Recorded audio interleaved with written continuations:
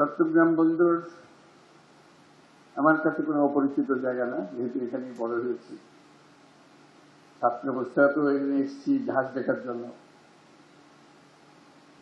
এবং যখন জাহাজ থেকে মাল খালাসের দৃশ্য, সেই দৃশ্য ভিন্ন জিনিস। খোলের ভেতরে গিয়ে মাথা করে বস্তা বস্তা উপরে ওঠাচ্ছে,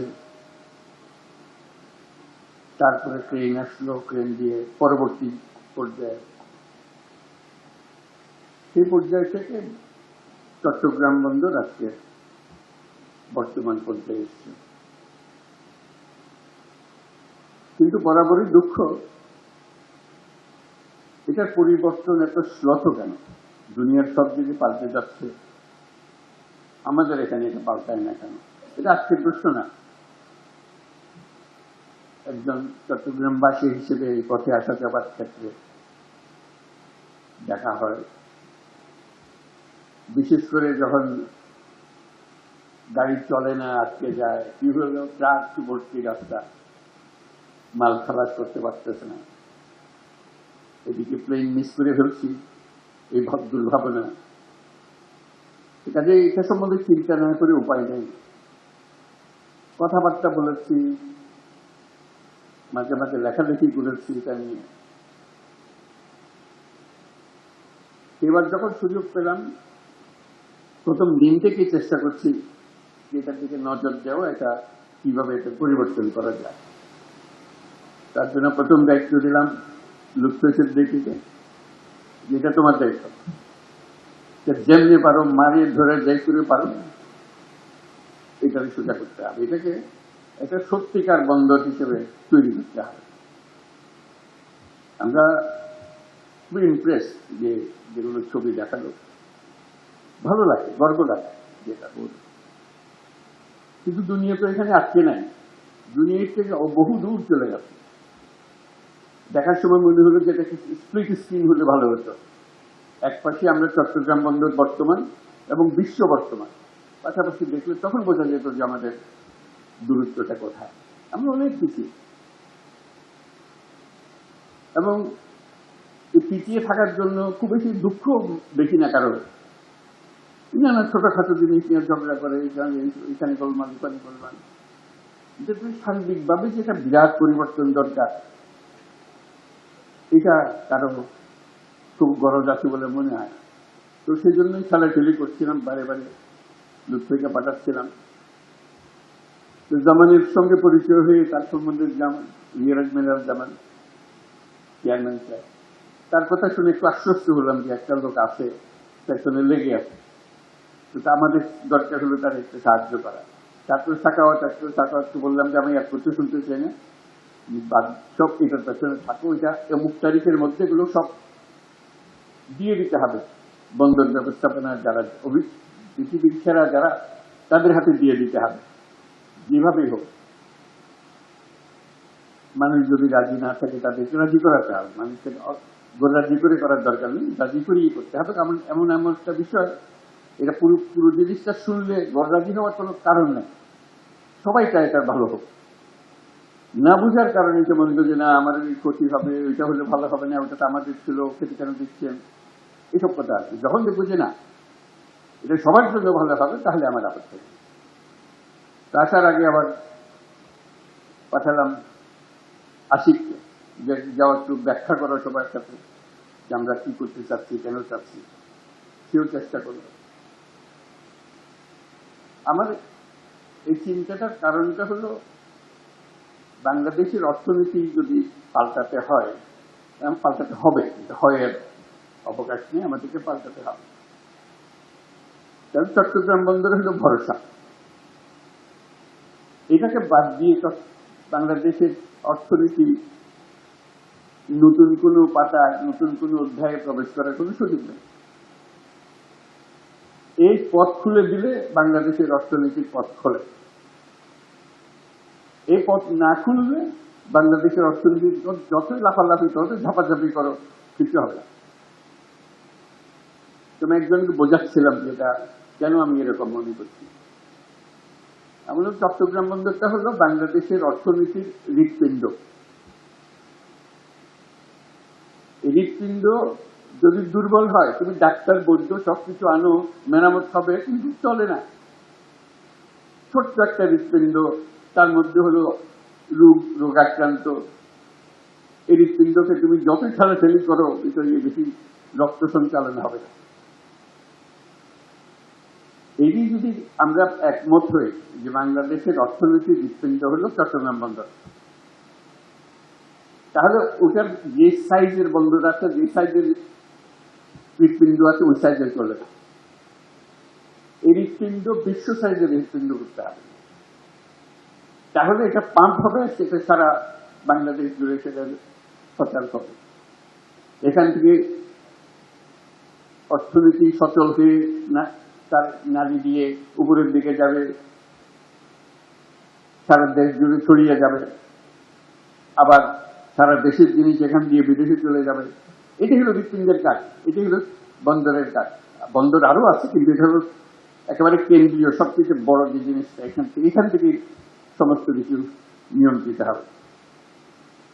কাজে আমরা বললাম যে পৃথিবীর সারা বন্দর ব্যবস্থাপক যারা আছে তাদেরকে ডাকো। দেখলাম যে আগেই ডাকা হয়ে গেছে, কিন্তু কাজটা হচ্ছে না। আমি বারে বারে সবার কাছে আবেদন করছি, এটা তাড়াতাড়ি করে হবে। যত দিন যাবে আমরা এই হৃৎপিণ্ডকে আর ওইভাবে স্থাপন করতে পারবো না। আমাদের যে সুযোগ আছে, এই সুযোগে আমরা হৃৎপিণ্ডকে ওই সাইজে, যে সাইজে আমরা কল্পনা করি বাংলাদেশের অর্থনীতি দাঁড়াবে, বাংলাদেশের ভবিষ্যৎ পরিবর্তন হয়ে যাবে, এটা পরিবর্তন না করে বাংলাদেশের কোনো অর্থনৈতিক পরিবর্তন সম্ভব না। কাজে আমাদের কাছে এটা পেছনে যেতে হবে। এবং তার সঙ্গে আবার যোগ করলাম, এটা শুধু হৃৎপিণ্ড বাংলাদেশের জন্য না, আশেপাশের দেশগুলোর সঙ্গে সংযুক্ত। যে কারণে নেপালের কথা বললাম, ভুটানের কথা বললাম, সেভেন সিস্টার্সের কথা বললাম, সবার জন্য হৃৎপিণ্ড একটাই। নেপালের জন্য হৃৎপিণ্ডই নেই, কাজে আমাদের হৃৎপিণ্ড দিয়ে তাকে চালতে হবে। আমরা তাকে সেই সংযুক্ত করতে চাই, আমাদেরও লাভ, তাদেরও লাভ, আমাদেরও লাভ। এটা এমন নয় যে তাদের মেহেরবানি করি, মেহেরবানি দিতে না। এই হৃৎপিণ্ড যদি সংযুক্ত হয়, সেও লাভবান হবে, আমরাও লাভবান হব।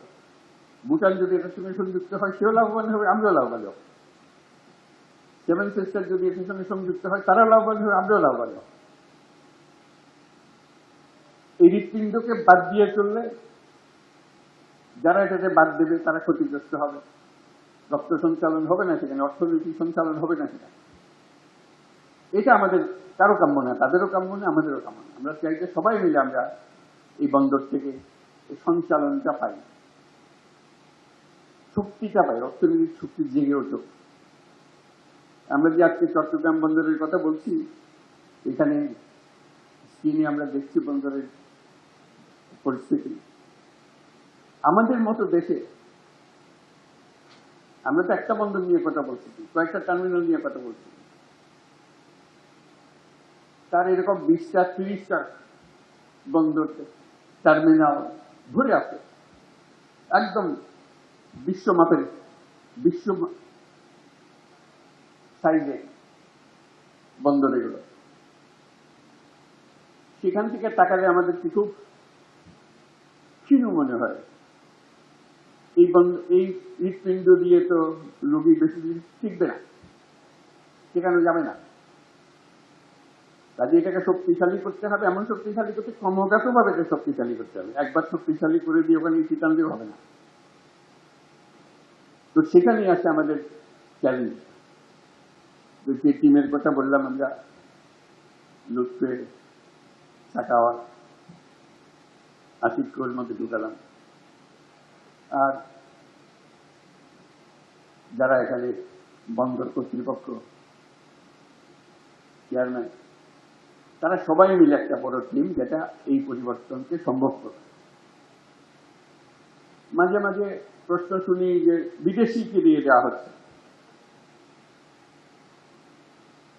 আপনারা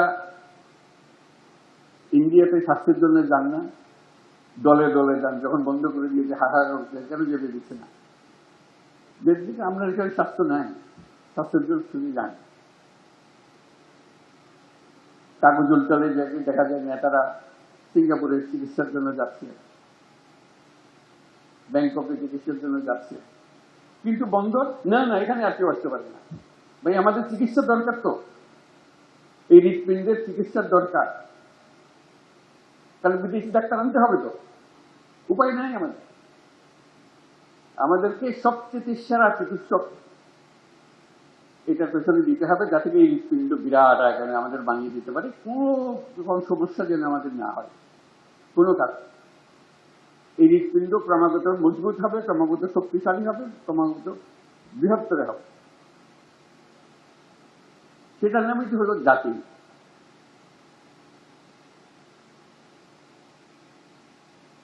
তা না হলে আমাদের সামনে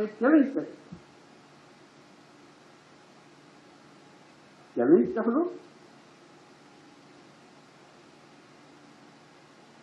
আর 10 রকম জাতি আমাদের মতো অবস্থাতে, উপর থেকে আমাদের মতো, আমাদের থেকে অনেক খারাপ অবস্থাতে আমাদেরকে ডিঙ্গিয়ে শত শত মায়ের আগে চলে যাচ্ছে। আমরা কেন হতভাগা জাতি হলাম? এটা পরিবর্তন করতে পারবো না। কাজে আমাদেরকে বড় ডাক্তারকে দিয়ে কাজ করতে হবে, এটা আমাদের লাভ।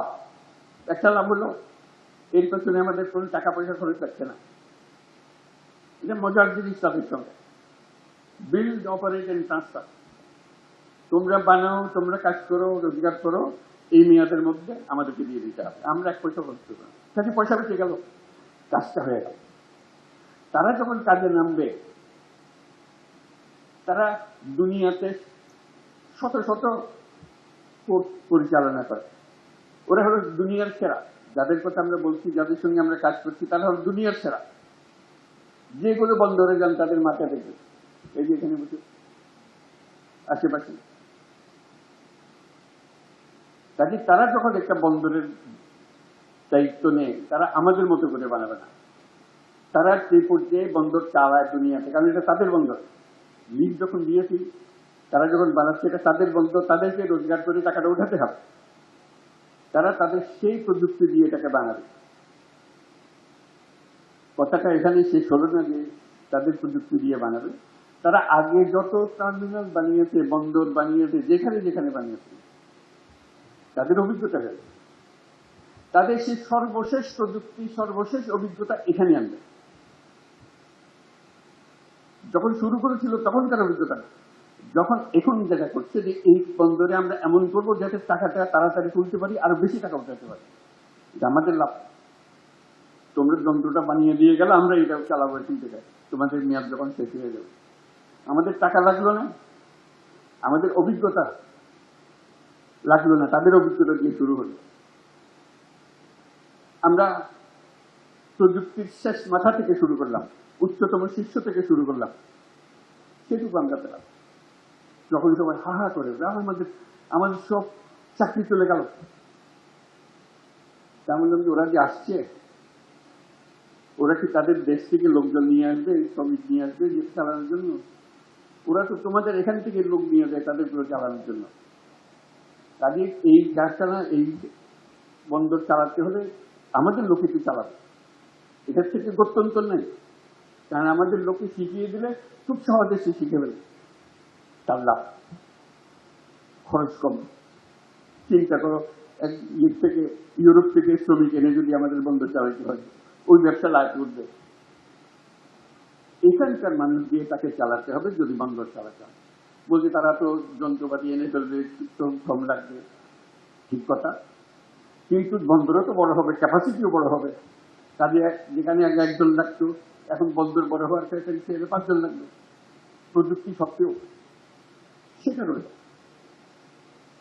আমার দৃষ্টি সেটা না, সেই যুক্তিতে আমি বলি না যে হ্যাঁ চুক্তি। আমি বলি যে যদি 5 বছর লাগে, আজকে কন্ট্রাক্ট দিয়ে দিলাম, শুরু করে দিলাম, 5 বছর লাগলো এটাকে বন্দর হিসেবে পরিচালনা করতে, ধরলাম 30 সাল, 30-31